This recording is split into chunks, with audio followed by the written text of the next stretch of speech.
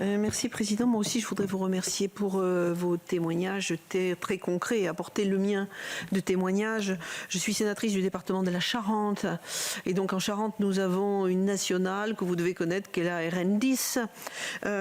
Et donc qui est un tuyau aspirateur à camion en transit plus particulièrement, puisque nous en avons plus de 10 000 par jour.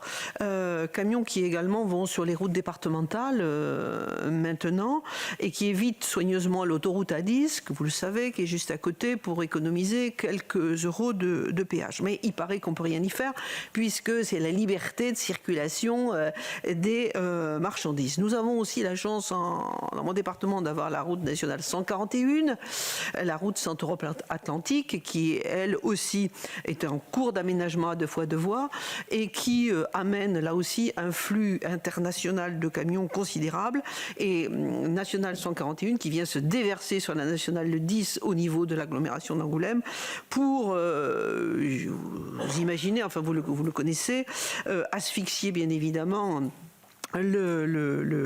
l'agglomération d'Angoulême, et puis ensuite aller bien évidemment sur la métropole bordelaise pour rejoindre l'Espagne, avec ce qu'on sait de l'asphyxie aussi de cette métropole. Bien évidemment, les impacts environnementaux sont considérables, tant pour l'environnement que pour la santé humaine, et bien évidemment la sécurité routière. À côté de cela, on décarbone les autoroutes, très bien, mais j'allais dire on carbonise les routes nationales et les routes départementales, et nous avec. Donc vous disiez tout à l'heure, monsieur Lagan, c'est ça, que parfois vous aviez le moral dans les chaussettes. Je peux vous assurer que chez moi ça m'arrive, et des élus et des citoyens aussi le moral dans les chaussettes, parce que ce trafic-là, il se multiplie, il se développe, et si on y rajoute bientôt, même si évidemment je l'espère pas, les méga camions à 60 tonnes, qui sont quand même les gros porteurs de la route au détriment du fret, le paysage dessiné eu égard à la question climatique, et on sait que le transport routier est le premier émetteur de gaz à effet de serre, le tableau dressé est quand même vraiment loin d'être terrible. Vous disiez tout à l'heure que pour régler le problème, il fallait des infrastructures et des clients. Bon, c'est un peu raccourci, mais enfin c'était cela, et il faut que ça fonctionne. Dans mon département, on a l'infrastructure, on a les clients, et ça ne marche pas.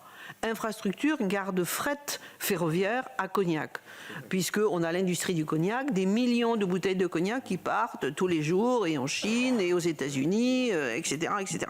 La gare fret de Cognac, inaugurée en 2007 par le ministre des Transports de l'époque, et qui est à l'arrêt depuis des années. Faute de quoi? Faute d'opérateurs candidats et faute de rentabilité. Et donc là, on voit vraiment qu'on a ce qu'il faut, et pour autant ça ne fonctionne pas. Alors chaque fois que j'interpelle, on me dit mais c'est pas possible, c'est compliqué, enfin tout est compliqué. Je reviens, on n'a pas le moral dans les chaussettes, nous non plus, on n'a plus le moral dans les chaussettes, parce que franchement, on ne sait pas ce qu'il faut faire, et en tant que législateur, et en tant qu'élu local, et en tant que citoyen. Alors, il n'y a pas longtemps, on entendait quelques-uns dire on marche sur la tête. Il n'y a pas que dans le monde agricole où on marche dans la tête, dans le transport de marchandises en particulier. Si je rajoute à ça le e-commerce, puisqu'on a ici travaillé sur la question du e-commerce et du coût du e-commerce sur le transport de marchandises. Enfin, et je rappelle l'urgence en matière climatique en particulier, où le transport est le premier contributeur des gaz à effet de serre.